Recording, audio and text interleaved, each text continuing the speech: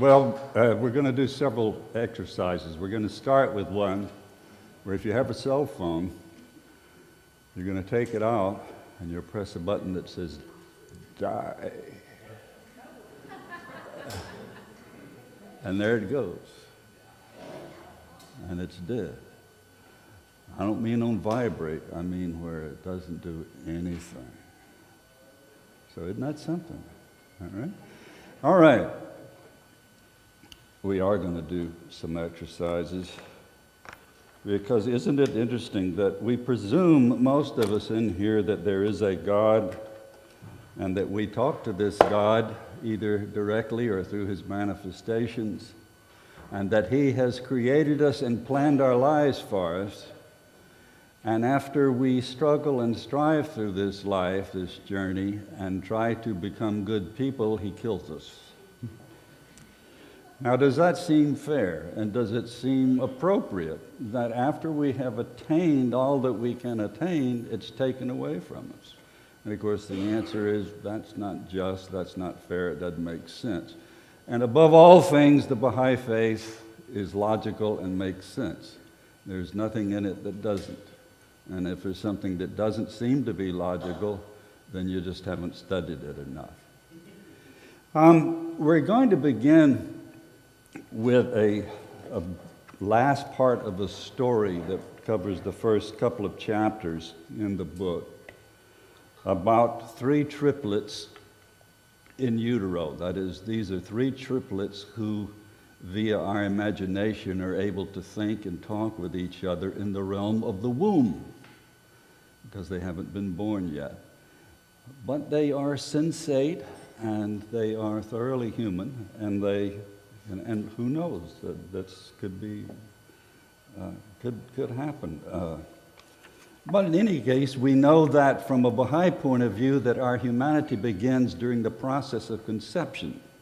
At some point, the reality that is us, which is a spiritual essence, not the brain, emanates from the realm of the spirit and associates with us during our physical time. So this is the last part of the story of the three Sullivan triplets, who are young boys in the womb of their mother, trying to figure out why their space is getting smaller and smaller, and why they're getting less and less comfortable. And of course, they realize in part they're getting bigger and bigger, and that's why the space is getting more and more confined. So they've enjoyed their life, and the first part of the book is about the things they do and exploring their hands and toes and bumping into each other and so on, and they have some scary experiences. But this is called The Floodgates Open in the End Days. Now, the end days, of course, is a term that some of you may be aware of, is referred to in particularly Christian scripture, but in various religions as the time of the end of the world or reality. Days and weeks passed and nothing got any better. They could hear the music at regular intervals now, almost as if the ruler of the universe was piping it in just for them. Their mother has learned about the Mozart effect, and she's playing music in the room. Not that the music was unpleasant, actually it was quite beautiful, but it also seemed very serious, and for the three Sullivan brothers, such seriousness seemed to portend some impending disaster, some further alteration in their lives, possibly the end of their lives, or even the end of the universe itself. While the music was playing, they weren't so nervous. The music was inspiring, uplifting, and even seemed to offer hope. But when the music wasn't playing, they would speculate about what it meant, especially as they came more and more cramped, and it became obvious to all three that some major transformation was about to occur. It was unavoidable. What with space contracting and the three of them expanding, it was a mathematical certainty, or so Sammy said. Roger feared that they wouldn't. He was sure of it.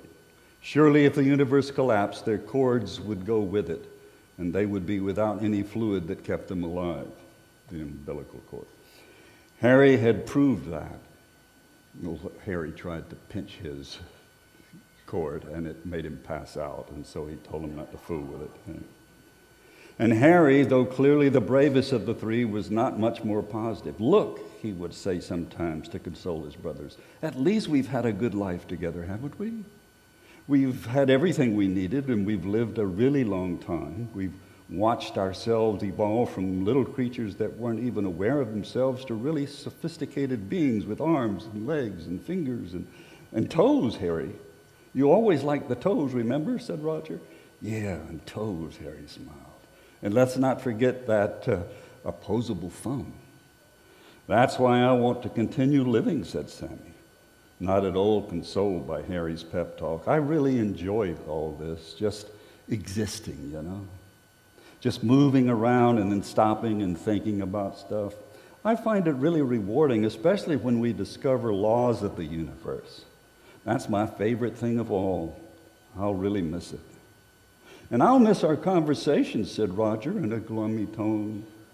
"Hey," said Harry, patting Sammy on the back, "how are you going to miss it if you don't even exist?" "Geez," said Sammy, "that's even worse. I don't want to disappear. Sure, I'm glad we've had a nice long life full of surprises, fingers, toes, the whole thing, but that makes me want to have more, to be more, to learn more. I mean, what sort of ruler of the universe would create us just so we could become so special, could learn all this stuff just so we could end up becoming nothing? Does that make sense to you?" "He's right, Harry," said Roger. "It doesn't make sense." "Well, perhaps it somehow makes sense to the ruler of the universe," said Harry. "Look," said Sammy, "if the ruler of the universe made us, then the ruler has the right to at least be as smart as we are. Isn't that correct? I mean, isn't that logical?" "Sure," agreed Harry. "I see what you mean." "Okay, then, would you create beings that become more and more complex, smarter and smarter and smarter, just to let them explode or become nothing?" "Of course I wouldn't," confessed Harry, But nothing," said Sammy. "If there is a ruler of the universe, then there's got to be a plan for us, a plan that makes sense." "Unless the ruler of the universe enjoys watching stuff explode," said Harry, now growing a bit nervous himself. "Hey, let's not talk about exploding," said Roger drearily. "Exploding does not sound like fun at all. Maybe we should never have kicked the side of the universe after all." They're kicking the uterine wall.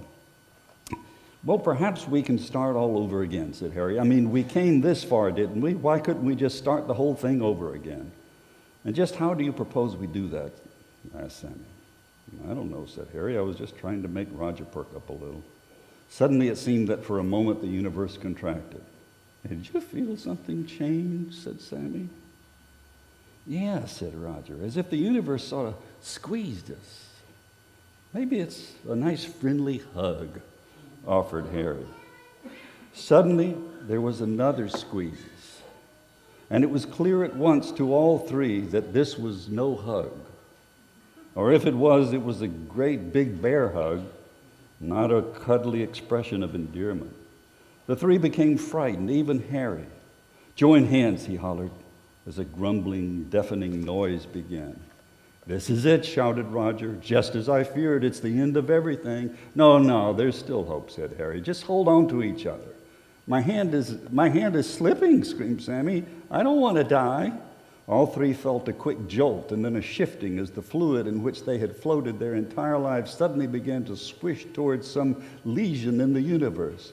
The universe has been rent asunder," screamed Sammy, as his hand disappeared out of the grasp of Roger's. "Ah!" screamed Sammy as his head suddenly shifted towards the great cleaving in the universe, which began to collapse around him as if he had been devoured by some monstrous python. Harry, can you still hear me?" cried Roger with incredible difficulty. "Sammy's gone. He's done for. The universe has sucked him out. All I can see are his legs. He's kicking like crazy. I think the universe must be eating him head first." "Oh, great ruler of the universe," said Harry, who now could only see Roger's legs. "I do not know who or what you are or if you exist, but if you hear me, please assist us in this, our time of utmost grief and peril." "What did you say?" said Roger, barely audible amidst the squeezing and rushing. Oh my God, screamed a high-pitched voice in great agony from outside the universe, as the universe squeezed ever more tightly. "Think that was Sammy?" asked Roger. "The universe must be eating him for sure." "Not his voice," yelled Harry, struggling to wrench himself free from the constricting universe, or at least to shift himself into a more comfortable position. "Think he's dead?" asked Roger. "There's always hope," said Harry. "You think so?" said Roger, appreciating some reassurance, even though the contracting universe began to exert such force that he felt his own head being forced downward and the universe squeezing him ever tighter. "It's got me, Harry. It's eating my head. Grab my toes if you can." "No can do, Roger. My arms are pinned to my side." "It's been swell, Harry," said Roger in an ever fainter voice. Then he was heard no more. Harry, alone and afraid, was occupied with trying to extricate himself from the ever more powerful forces of the universe, propelling him irretrievably downward. He had no time to bid adieu to his brother, no time to think or reflect.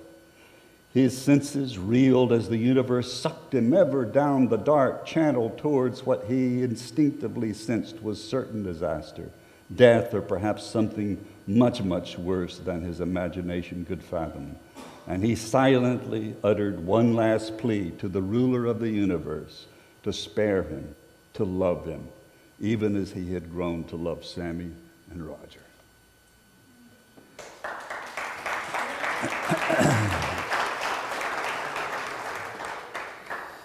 Well, that's obviously an analogy. And it's meant to reassure us because it's showing us what? What is the analogy in this story? Anybody? Speak. Hold your hand up. I have my reading glasses on. What did I do? Huh? Might be hope. Well, be more specific and more elaborate. Yes? Is there life after birth? Is there life after birth?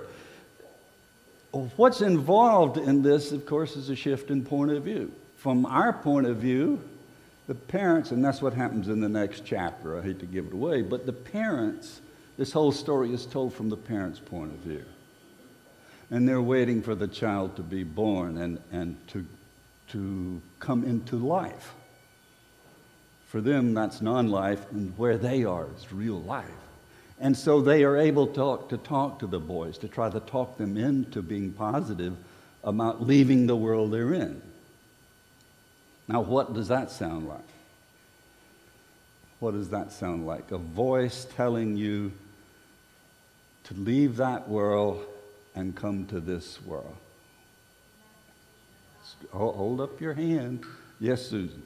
What the manifestation of God brings as far as teaching.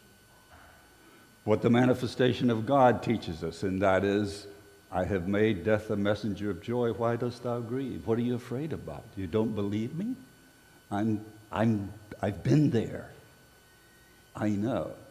You see, the manifestations of God from a Baha'i point of view, the great teachers of religion throughout human history, are pre-existent. They always have existed in the world of the Spirit. So where we begin our lives when the Spirit associates with the body at conception or during conception, all right, they have already existed. They know this. They know that world. They are fearless for that reason. All right? And so we're going tonight with a PowerPoint I put together to help us discuss this. We're going to consider the promises of the manifestation regarding what happens to us so that we can understand death as not the end of something, but as our true birth, a second birth, or a third life. Okay? Now let me see if I can get this to work. I might not be able. There we go. All right, this is the book this discussion is based on and from which I was reading. And you're welcome to purchase it if you wish. And the story of the Sullivan boys we just learned. Now, the first exercise I want to do before we get into this, because I'm not going to try to outline the book for you, is if you could trade places with anyone who has ever lived, who would you be? Now, I want you to think for a second.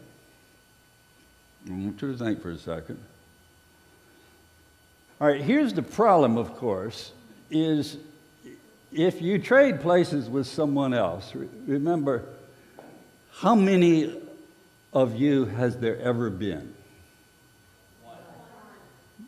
There's been one more? No, there can't be another Roger Coe. I won't allow it. There's been no one else. All right, we are unique. All right, and there never will be. So would you trade places with anybody, regardless of how heroic you think they are or were, knowing that they don't exist anymore in this world? In other words, are you afraid of the next life and what will happen then?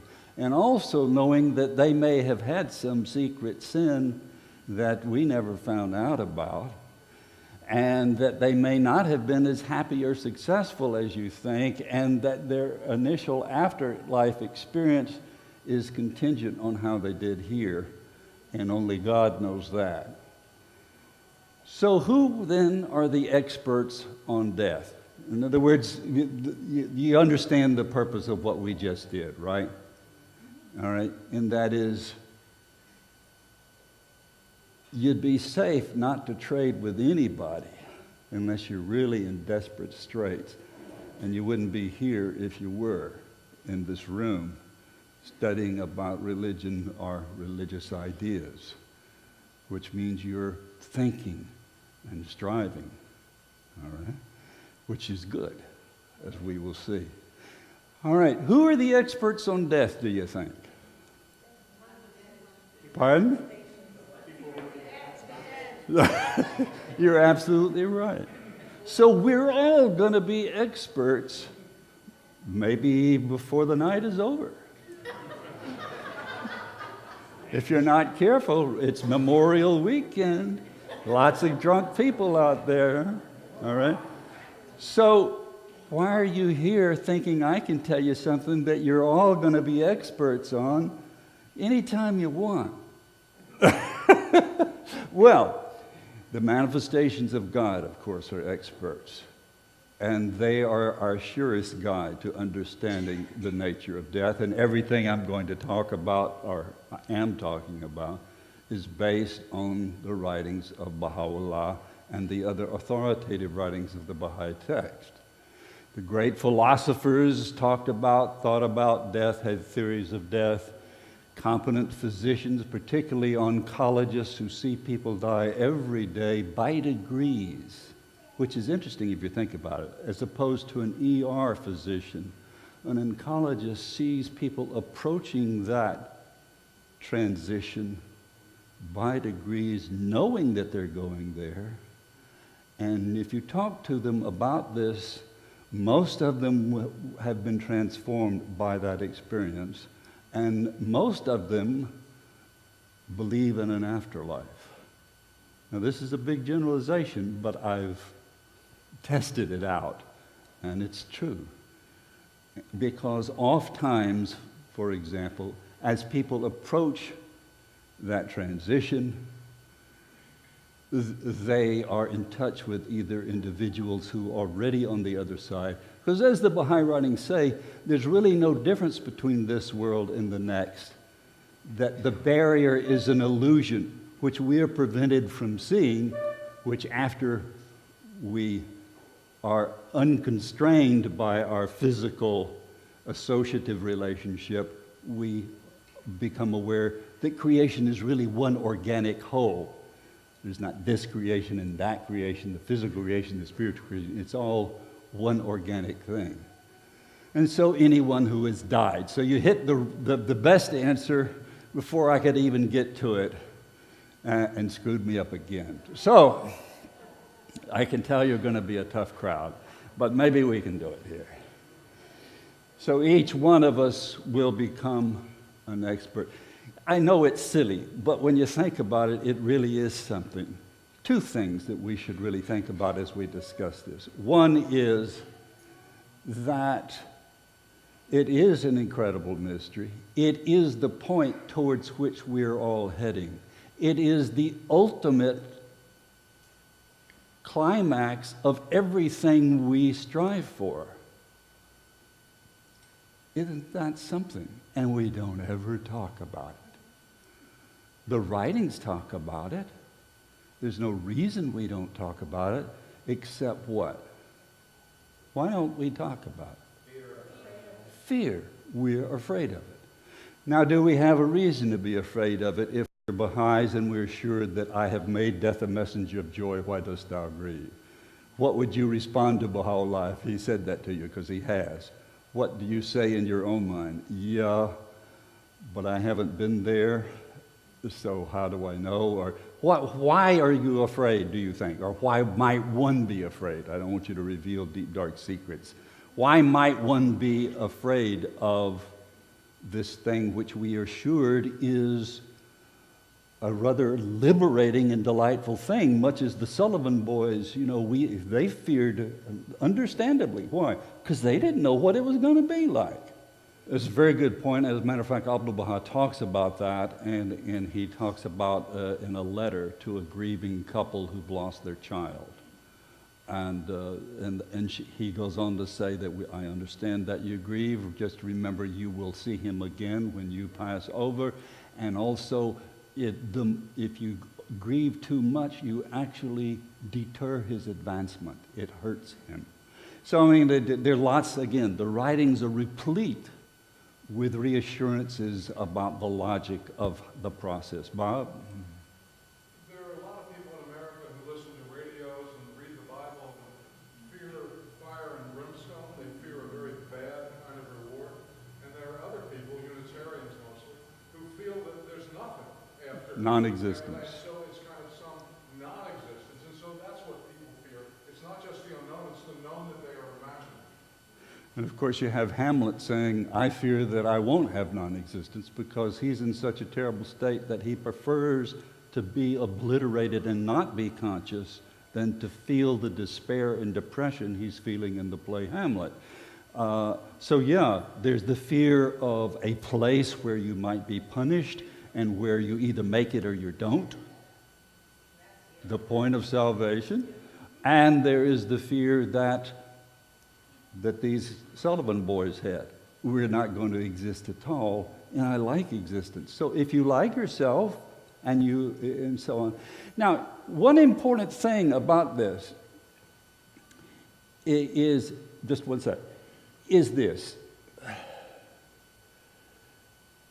and we'll get to it later, is from the Baha'i point of view, as we've established in the little story, we believe that the soul, which is the source of all of your essentially human powers that distinguish you from an animal, because Baha'is believe the human being did not evolve from an animal, it evolved in parallel sequence in some degrees, but that we as human beings are a different species of being, even as the manifestation is a different category or order of being.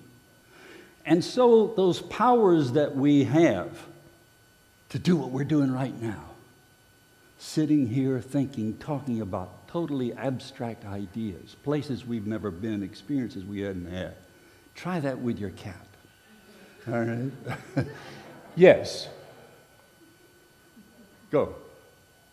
I'm still stuck on that fear in the Sullivan boys, and I think what I was thinking is it's a lot different because when those babies were being born, they were in life, they were coming with their physical self, and part of our fear may be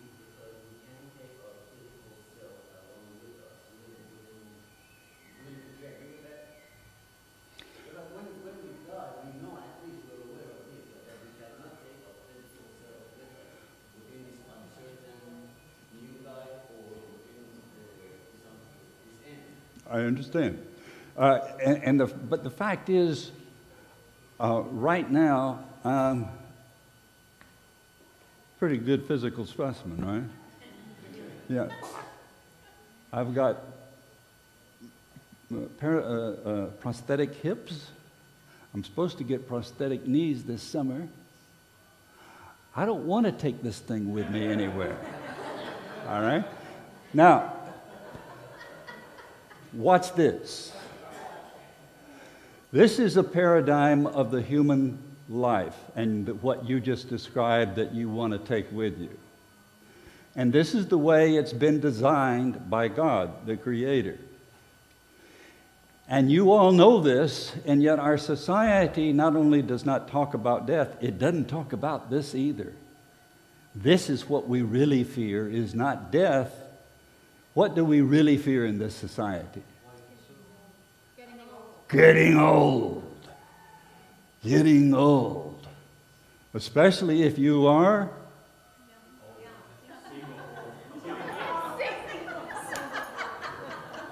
a woman. A woman. Why? Because our society values you according to yourself as a commodity. And the woman's commodity in our society is her physical appearance. Now, here's the paradigm of human life. That's the dividing of cells. This is our spiritual development, we hope, that we're here in this room right now, we're at one stage level, and if we keep at it and keep studying, we're going to get more and more wise the older we get, and we're going to get more and more spiritual if we work at it. That's our potential. In other words, this isn't destined, this is potential. And it's inevitable. So the potential ascends. All right? Spiritually, you can see us going up. All right? And physically, we reach our peak right about here. Our peak of potential. That doesn't mean you're not in better shape at 30 than you are in 20. It's possible. But your potential to be in shape, to be beautiful, to be wanted, is here. All right? So maturity from this paradigm, where we assume responsibilities for adult decisions and laws, is at 15. And then you see this gap, this exponential divide, which is sort of like God designing this so that if you don't want to be detached from that physical thing you want to take with you, He's going to be sure that you get detached anyhow.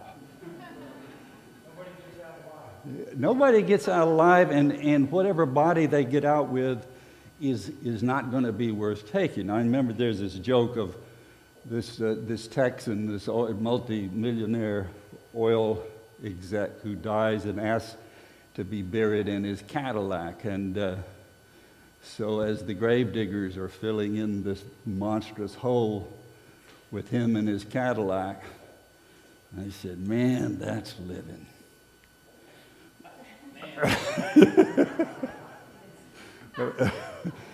Think about it. You'll get it by the time I go to the next slide. All right. So, in other words, this is sort of like peeling the rind off of an orange. You know, this is the fruit up here, and this is the skin of it. All right? And that's borrowed time, and that's where I am right now, is in borrowed time. Now, what we're really fearing, as Susan said, is aging in our society. And so the same paradigm works, is the decline of physical beauty and the ascent of anxiety as you can no longer deal with the fact that you're no longer a commodity worth having. All right, so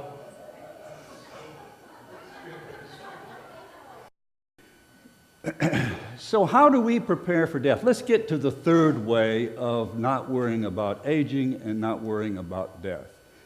Make out a will, first of all, so you don't have to worry about what's going to happen after you go.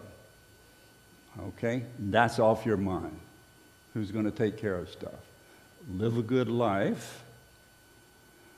Develop spiritual powers and faculties so you'll be on that ascent rather than trying to hold on to that decline until the skin is stretched and tightened until you explode like the Sullivan boys feared. Or remember the analogy of the children in the womb, that what you're heading towards is that birth canal. And according to Baha'u'llah, take yourself into account each day. See how you're doing. See if you're on the ascent. And I say because it could be your last. That's an unfortunate habit of mine of being facetious. But it means that if you take yourself into account each day, you will never be caught unawares, because what does that hidden word go on to say? Take yourself into account each day, ere death, unheralded will come, and you will be called to take into account what you have done. So we know there will be an accounting, and that sounds ominous, because Baha'u'llah says, if you've done well, you're going to feel great. If you haven't, you're not going to feel so great. Well, that's pretty scary. Baha'u'llah says there's no such thing as a heaven or a hell. All right? Hell is remoteness from God and despairing because of that remoteness and sense of loss. And heaven is being close to God. It's always relative. How close can you get? As close as you want to get. The possibility of that ascent, the Baha'i writings say, is infinite. The perfectibility of the human soul, whether in this life or the progression in the next life, is without bounds.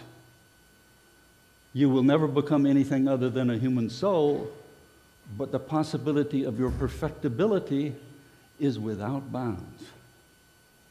Isn't that incredible? You'll never stop learning, you'll never stop progressing, and you'll never stop experiencing the joy of learning. And you don't need a body to do it. All right? Because why? What are the things you will take with you when you go to the next world? What are your essential human powers? What distinguishes you from the cat or the dog? Maybe not the cow. Yes, come on. Your memory is one of the faculties of your soul. Yes, Roger. Your consciousness of yourself. Self-consciousness is something animals don't have. They are aware, but they aren't aware of themselves. So here we are thinking about ourselves. An animal can't do that. Bob. The spiritual power of love. The power willingly to love. In other words, we can exercise love. Now, the animal expresses that and manifests that the more they are around us. We elevate them. We cultivate them. We train them, and they imitate us. Everything in creation can be improved by its association with something higher. All right? Why we need not fear. Number one, we are essentially spiritual beings. That means the essence of you is a spiritual reality operating through this physical mechanism. The source of all your human powers is that spiritual essence. Your sense of self, your sense of memory, your history of yourself, as Roger said. Our will and reflection and choices, you take that with you. You take your will and your choices with you. Did you know that? I'll show you a passage later that says that. It explains it. Everything spiritual we have learned and attained, all your learning. So nothing, in other words, the whole idea of Why would a God design a life where you struggle to learn all these things and acquire all these skills and suddenly they're wiped away? No, you take those with you. All right. Our relationship with our loved ones, whether they are passed on or not. The writings say we will encounter our loved ones, we will be with them, and we will pray for those who are still on this stage of their foundational, their womb experience, their second life. But we still might worry. Yeah, come on. And we will recognize them, yes. So, you know, we don't have a physical body, but we do have, Baha'u'llah Abdu'l-Baha says, an ethereal body. What does that mean? I don't know. But apparently we get one. And it must be nice because you can recognize others. Yes, Roger. I'd like to add a couple more. Imagination, thought, intellect, comprehension, understanding. Logic, so on. Everything that you can do that your human powers. I don't know who was, yes.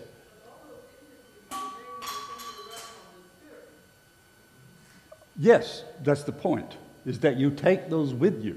Yes, Farah. All the stuff that you mentioned that's spiritually based. So my question is, why are we admonished not to be ascetics? Because this is the way to do it, and just become ascetic and live in this. Because you cannot develop, she said, why are we admonished not to be monastics or ascetics? Baha'u'llah abolishes asceticism, forbids monasticism, and tells them, those who indulge in such practices, to do what? Because that's the answer. Leave the pleasures. And do what? And go out and serve people. And work in the world. That's one reason, because we need, those are our best people, we need them. The second reason is this: you cannot become spiritual by yourself. You cannot become human by yourself. If you're raised in the wilderness by animals, you won't become human.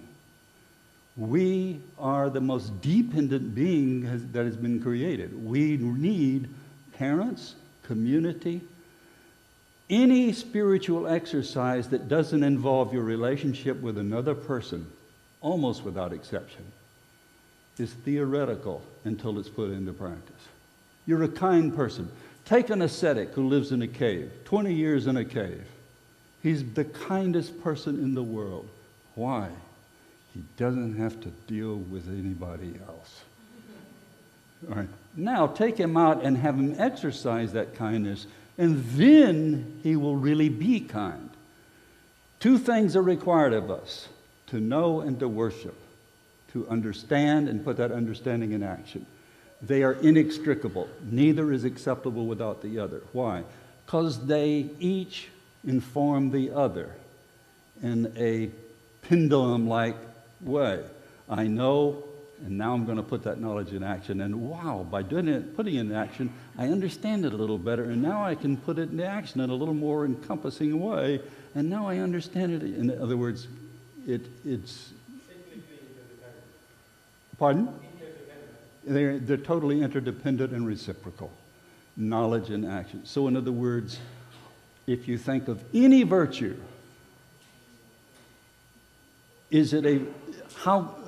think of a virtue that does not involve your relationship with someone else. You can think of some: reverence, maybe, or some other. There may be some that you can practice, but most of them are interpersonal. We are social beings. We're meant to be. Okay? Now, this is important. We say we're going to take all we've accomplished with us, but what about at the end of this process, when we're coming to the end and suddenly we have dementia or Alzheimer's or some debilitating disease, and all of our human powers disappear, sometimes horribly, one at a time, until we no longer know who we are or who anyone else is, and we become tantamount to a vegetable or a vegetative state. What is your response to that? Is that fair? is that, how can God allow that? What has happened to your soul? Yes, ma'am. Speak loud.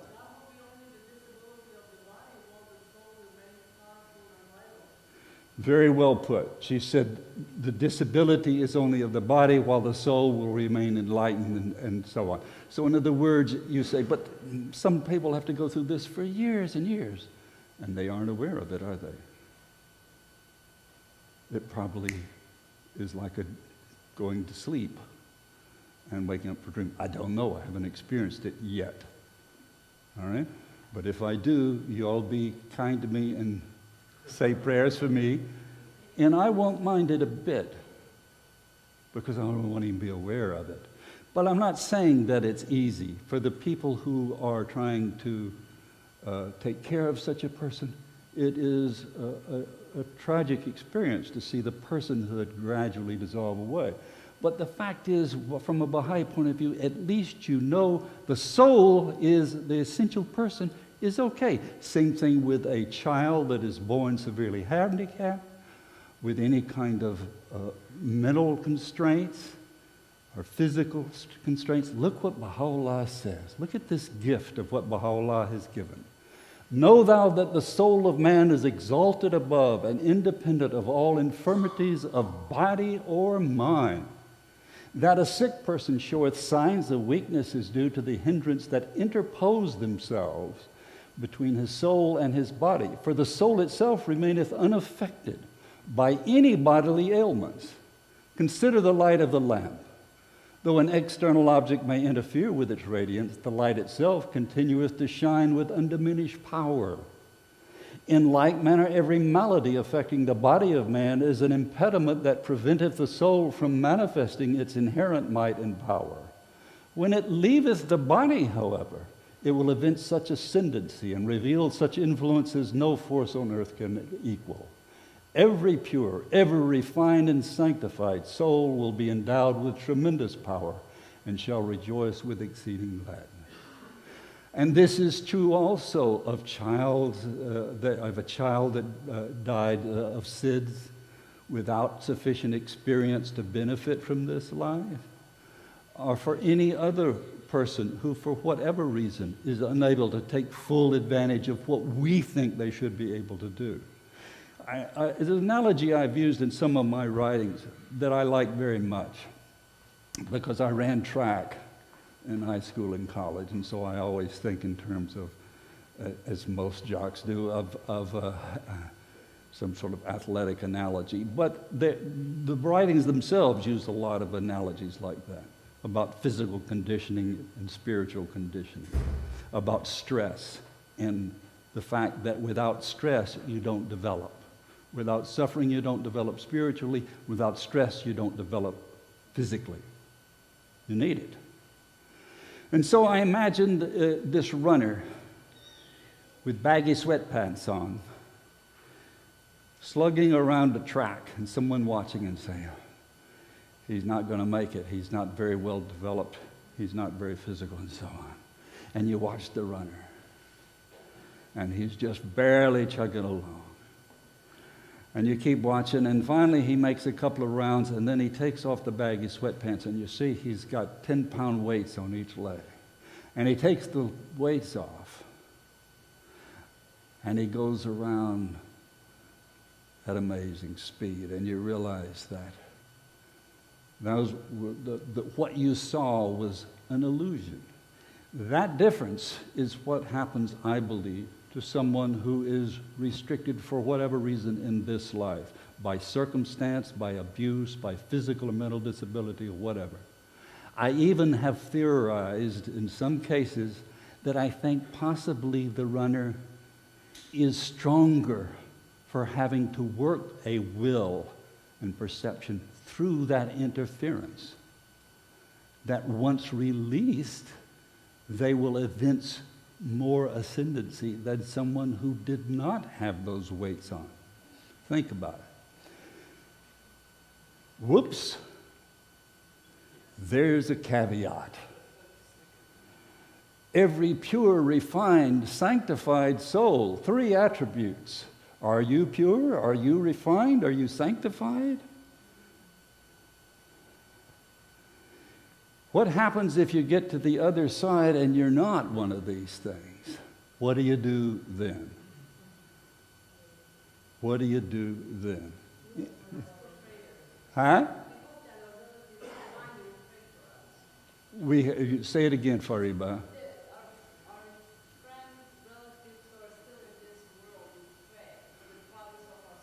And what if they're lazy, no good,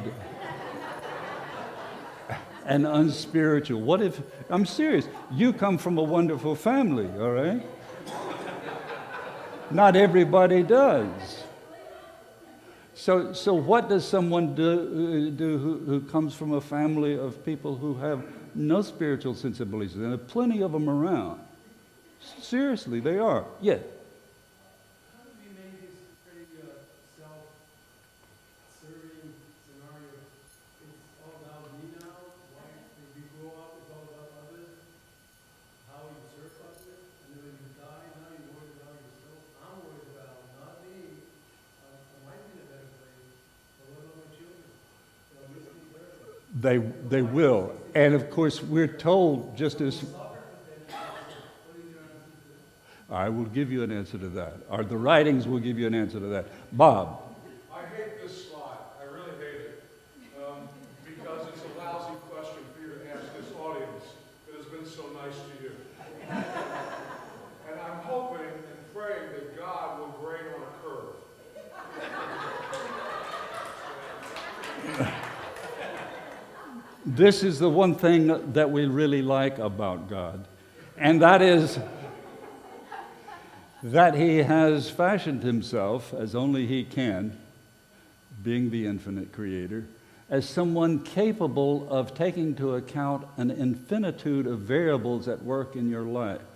Even you can't judge how you've done, because you can't objectively identify what your constraints were, what variables were, how altruistic were the things you think you did that were good. Many of the people who've had near-death experiences say the things that they were made to feel good about were things they didn't even know they'd done that were good. Incidental things. As Wordsworth says, little acts of kindness and of love. Unremembered acts of kindness and of love. So let's answer both of these questions, all right? John, can you click back to the writing while you speak so I can read this?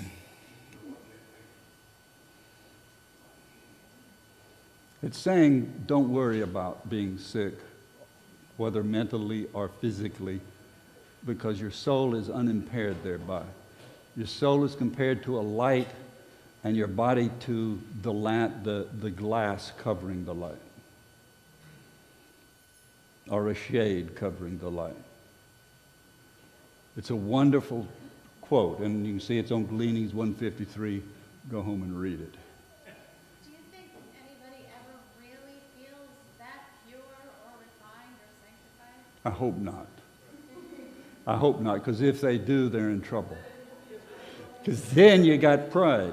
You know, there's this wonderful story of Hand of the Cause Taruzula Samandari as he was dying. And he said to Riya Khanum to pray the prayer for strength in the covenant. All right, for confirmation in the covenant. She said, why would you, of all people who've spent your whole life teaching the faith, want to have that prayer prayed? He said, because there's still time. There's still time. Now, this is one of the more important quotes you will ever read in your life, because it responds to other quotes that seem to contradict it. So don't forget this quote and the page number, 231. It is a very important quote because it says very unambiguously that while Fariba is right, we do hope that those who are left behind pray for the advancement of our soul. And we hope that the manifestation whom we worship or through whom we worship God will intercede for us, and that God through His grace and mercy will help us. All right? We too will still have free will and consciousness, which means we can ask for help and forgiveness. Let's read this together. It is even possible that the condition of those who have died in sin and unbelief, so without these, may become changed. That is to say, they may become the object of pardon, first of all through the bounty of God, not through his justice, for bounty is giving without desert, and justice is giving what is deserved. But of course, all of our progress is through God's bounty. That's why he sends manifestation after manifestation, even though we kill them and kill them and kill them. All right? As we have power to pray for these souls here, so likewise we shall possess the same power in the other world, which is the kingdom of God. Are not all the people in that world the creatures of God? Therefore, in that world also they can make progress, as here they can receive light by their supplications. There also they can plead for forgiveness and receive light through the entreaties and supplications. Thus, as souls in this world, through the help of the supplications, the entreaties, and prayers of the holy ones, can acquire development, so it is the same after death. Through their own prayers and supplications, they can also progress, more especially when they are the object of intercession by the holy manifestations. So, if you don't have these qualities and you pass on, start praying real quick. Might want to do that anyway. So, human progress, as I said, is infinite.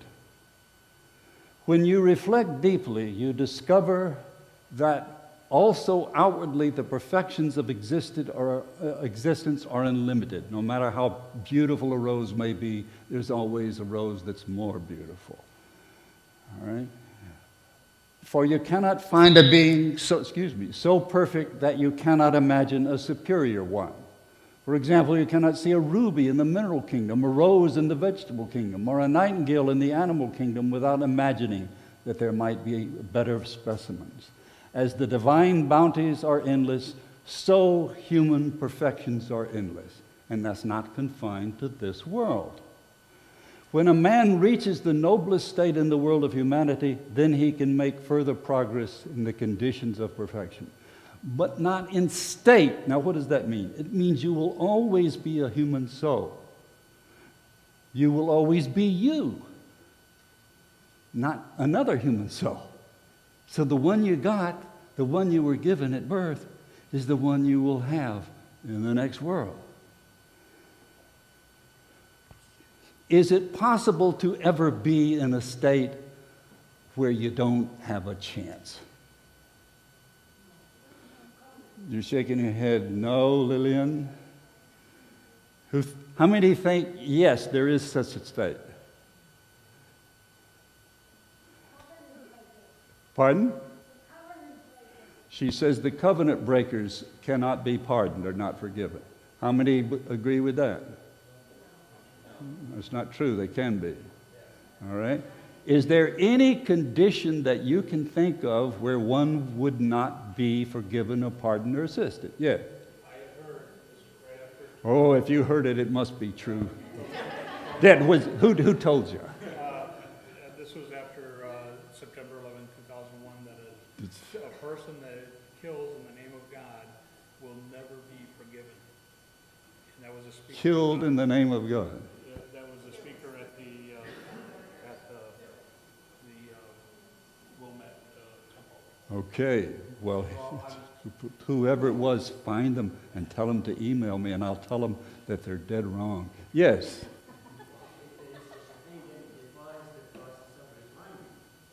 Pardon? If there is such a thing that there is no hope, then it defies the process of refinement, which was one of the steps. Exactly. It would be totally illogical and irrational that there could be such a condition. If God is ever forgiving, when does God stop forgiving? Never. Oh, gee, I didn't think of that. Ever forgiving. He never stops forgiving. So what condition would it be that would make him not forgive? I'll give you a clue before we get to the answer. Love me that I may love thee. If thou lovest me not, my love can in no wise reach thee. Know this, O servant. What does that, what is the logical syllogism of that quote? Yes? Well, there are a lot of people who don't believe in God, but God can still help them. What if you don't ask God to help you? If you don't ask, why wouldn't you ask God to help you? No, or maybe, You're on the right track. Keep going. to forgive you? Recognizing that abstain. No. Now, all right, let's put it simple. Love me that I may love thee. If thou lovest me not, my love can in no wise reach thee. God is ever willing to love us. The only requirement for us is that what? We receive it. We receive it. We can reject it. We can turn away from it. That's our free will. And it's operating in the next world.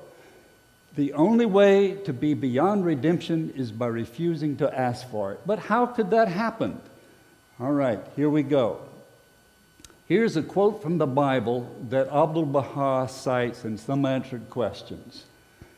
Wherefore I say unto you, all manner of sin and blasphemy shall be forgiven unto men, but the blasphemy against the Holy Spirit shall not be forgiven unto men. What is that talking about?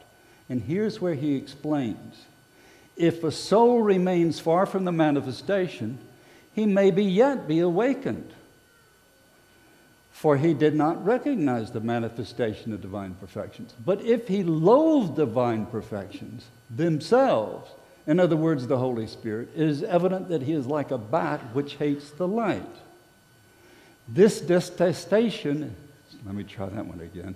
This detestation of the light has no remedy and cannot be forgiven. That is to say, it is impossible for him to come near unto God. This lamp is a lamp because of its light. Without the light, it would not be a lamp.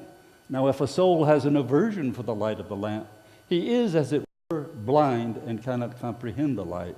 And blindness is the cause of everlasting banishment from God, but willful blindness. So the only thing you have to fear is yourself. Is yourself. That you could become so perverse that you would hate the light. And I have met such people that I think might be on the road to hating the light. But who am I to judge them? Yeah.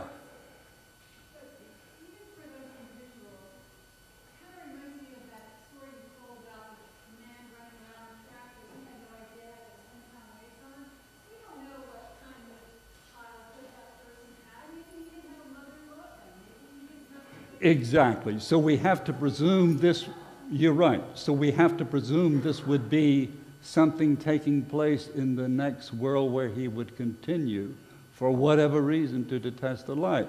Now, even so, that may become changed. So let's put it this way. During the time which you hate the light, you're not making progress. Is it possible that may be changed or averted by the intercession of God? We don't know.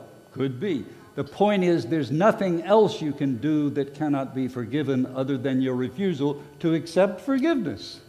Do you understand? So whatever the person said at the temple, wrong.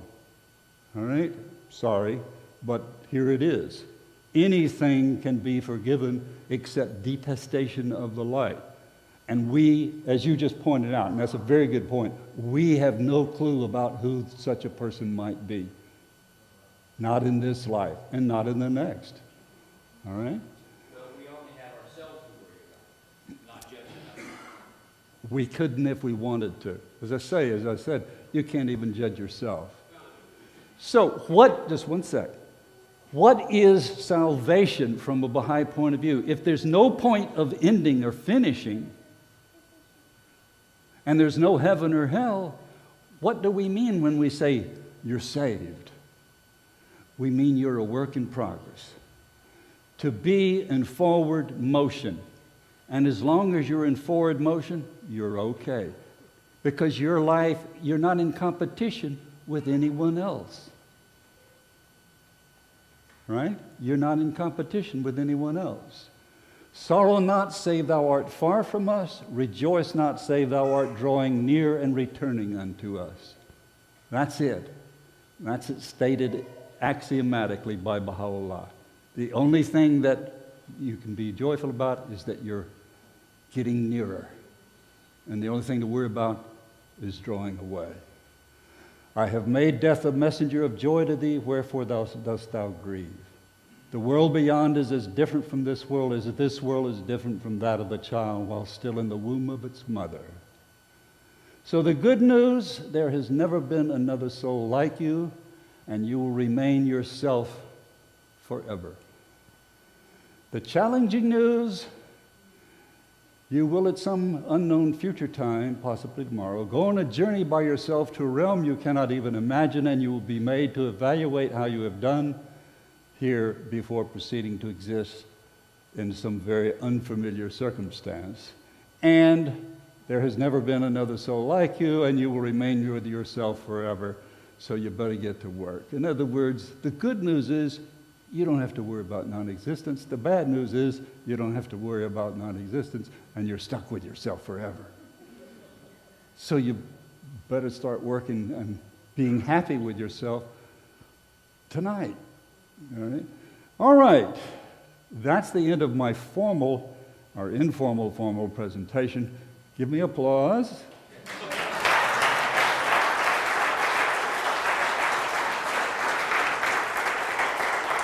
All right, that's enough applause.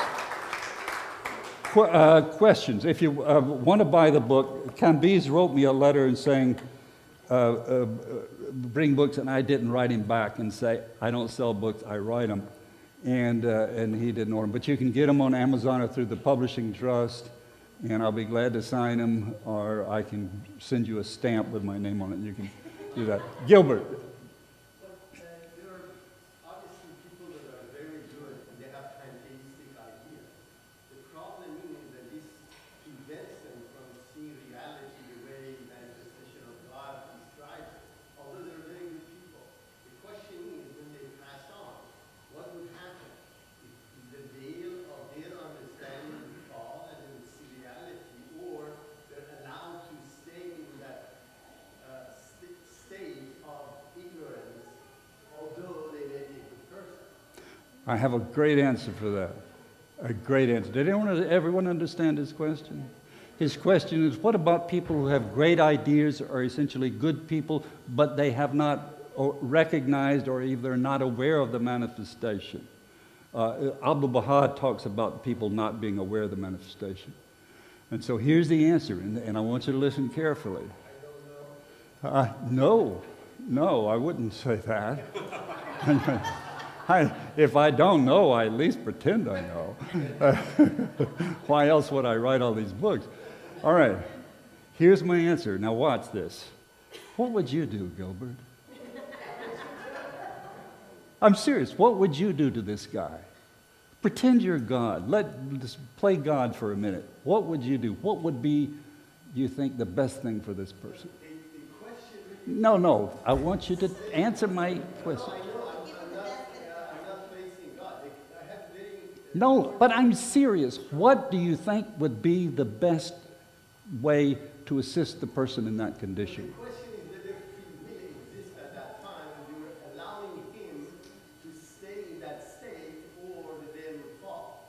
The question is whether the reality is forced upon this person or not. All right. Let me first answer what I was trying to get you to say. What will happen to this person is whatever God deems to be the most appropriate way to help this person, because God intends nothing but the best for each of us. And so what is the best way to respond to that person's situation? I don't know, because I don't have the infinite capacity of God to see all the variables at work. But one axiom in the writings is this: in the world to come, there is no regression, only progression.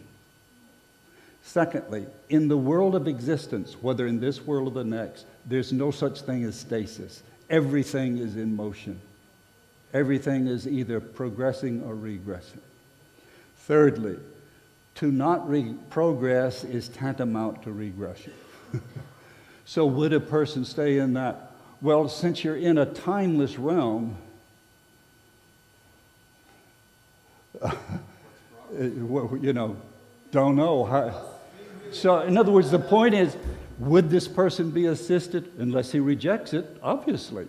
How would he be assisted? Whatever's the best way for that person to be assisted. And Baha'u'llah said, at no time have we ever abandoned you, and you will never be abandoned by any means, in this world or the world after. Unless you choose to be abandoned. Yes, you and then Bob. Yes, you had your hand up? Well, yes, I was making the same point that this is a collective love. That what the lady says that the individual can see love in his or their own family is probably the responsibility of the society to show love other than the environment of the family to guide that person towards that life, towards that manifestation. And this is the society that Baha'u'llah has come to bring, and the House of Justice has guided us through its plans to develop at the neighborhood level right now. Yeah, Bob. Well, excuse me, an example would be that, let's say, you are the only good person in this universe, and everybody else is bad. What good is that going to do when you're just alone? So, to spread that love, it becomes collective. That's why if you see a person that is lost in his path of life, I think it's part of the responsibility of us as individual human beings to show that light, to show that love, to show that guidance, or at least what we know. And what you also, I don't want to get into it, but what you also hit upon is a logical proof of the existence of God, by the way, which was real nice. Yes, Bob. First of all, everybody buy the book, okay? It's a real good book. I don't care if Patrick gets any money on it at all. But to read about the Sullivan boys is one of the great delights of my literary life. And I thank you for that very much. Oh, thank you. But secondly, Gilbert's questions always get to me. And the thing is that what he's saying is there are veils Right. in front of people. And what does Baha'u'llah say in the hidden words? What prevents you from seeing the spiritual world? It's your eyes. What does that prevent you from hearing the spiritual melody? It's your ears. He's going to take those eyes and ears away from you. Gilbert, it's logical. You're smart enough to be logical. You know the veils are gone. The veils are going to be gone. That's an excellent point, and that is one of the that's and it hasn't been mentioned. Thank you, Bob. What Bob is saying is this: in the writings, of course, what I've just done tonight is just touch upon just little bits and pieces of what's available to you in the Baha'i writings about the realm of the spirit, the nature of the soul, and the life after death. No other religion before, because it wasn't timely to do so, has explicated and explored this to this extent. But what Bob is saying is that one of the things that is made clear is that all the things that deter us from being able to see reality in its real form in this life are the veils that interpose themselves between our understanding and the reality which is true reality. Whether it's... You know that answer. Gil, you're asking that question for fun. You know that answer. Well, he does that, and it's a very good service. He asks the questions that he thinks someone else is probably thinking about, and he probably knows who it is. And I appreciate it. I appreciate it, and I'm sure the person who wants to ask the question but doesn't appreciate it. But the point is that this idea that the illusion we have about reality when we're here is suddenly dissipated, and we see reality as it is. Baha'u'llah says, in less than the twinkling of an eye, when that connection, that associative relationship between our soul and our physical mechanism is severed, suddenly it becomes very lucid. Yes, you haven't asked anything. Go ahead. I'm not sure that I can explain it. A little louder, please. This is about the fear. When you talk about the death, you don't mention a lot about the fear. Sometimes a person can be dead during the lifetime because of his fears and his restrictions that he puts himself, right? And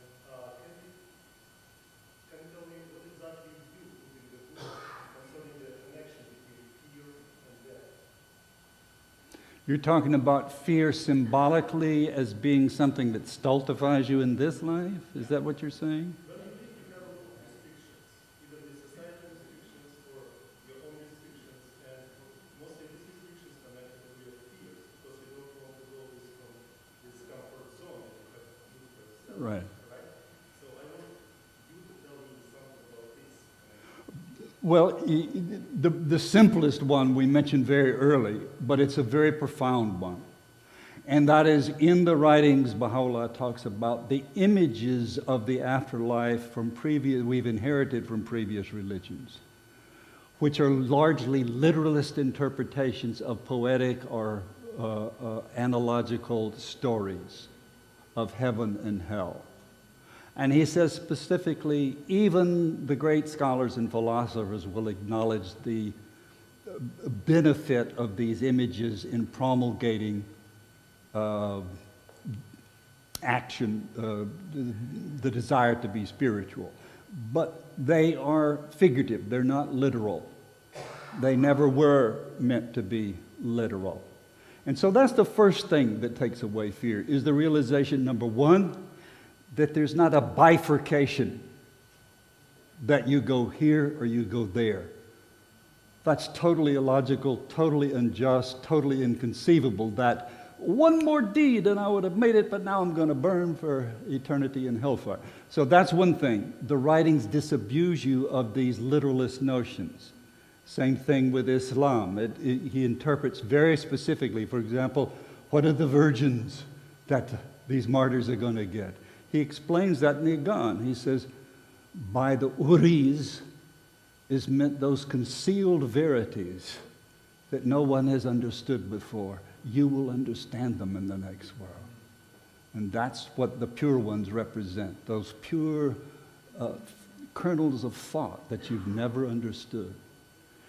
So that's the first thing is that gets rid of the fear, is the fear of afterlife as it has been portrayed, the fear of non-existence, or that you will, let me put it this way.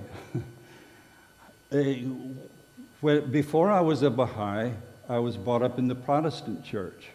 And the Protestant idea that I was told about the afterlife was hell to me, because heaven was a place of stasis. You were there, you had everything you wanted, it was paradise. There was nothing to do, you know? And you don't have to do it, you just rest. Well, rest for me has always meant stagnation, and I abhor it. So that wasn't heaven to me. And so that's another thing it disabuses you of, is this concept of you're relegated to some status based on what you did here. Even many Baha'is don't understand that to the extent they need to, and that is, you begin there where you leave off here, spiritually, mentally. All right? So what you do here does have an effect, but it doesn't mean you stay there in that condition. You start there. So you begin by assessing, how did you do? Now what do you need to do?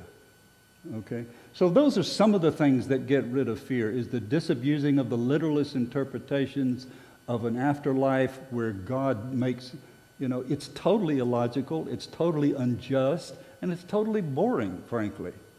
But in other words, you have to understand that what we are saying as Baha'is is not, wouldn't it be nice if it were this way, or let's create an afterlife that's more to our liking and that's logical. We believe Baha'u'llah's writings are revealed by God through him, and that this is a description of the structure of reality, not something that a bunch of people got together and said, let's make a world religion, call it the Baha'i faith, make it a global religion, and make it logical. Can you just explain it more about this? That mostly you started talking about differences that it comes after some period of time, you become older, you're in the field that you become older, and then you die. But basically, you can be a young person, but you can be already some kind of death in your mind. Why don't you talk about Res- responsible. The best for us is to think what you can do with your life. Of course, this time comes when we die, and it's grief and sorrow comes to for people to view you. But basically, what is the most important is for me probably is that you have to this lifetime you have to release yourself, your fierce place deeper in your life. So as soon as you get rid of this major part of your life that you feel, you become more enlightened and you can create more things here for betterment of the world. So basically that's for me is real life. I agree. In other words, you're not here to play games. This is real stuff. This is as much, in other words, we're not saying physical reality is garbage and let's prepare for the next world. No, this is as much a part of God's creation as is the next world. They are really the same. This is the outward expression of that ephemeral reality, even as your body is the outward expression of your inner reality of you. And so the Baha'i writings emphasize a great deal that, there's a passage where Abdu'l-Baha says, each part of this world is an exact counterpart of something in the other world. They are totally interrelated.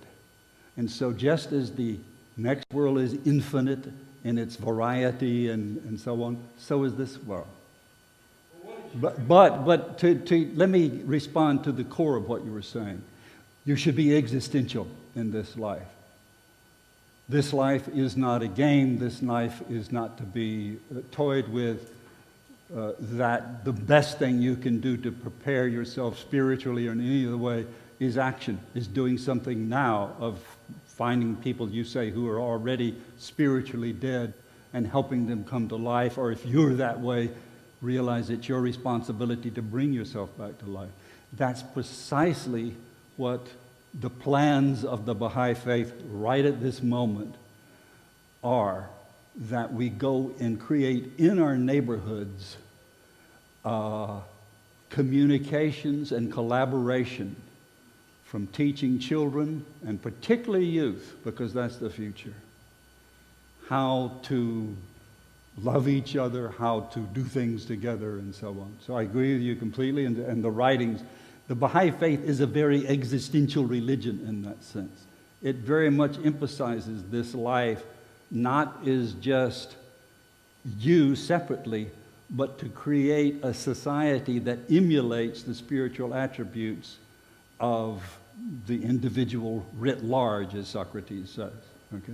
Yes? What's your read on the rich man parable in the Bible, where Christ tells the rich man, for you I got a special deal?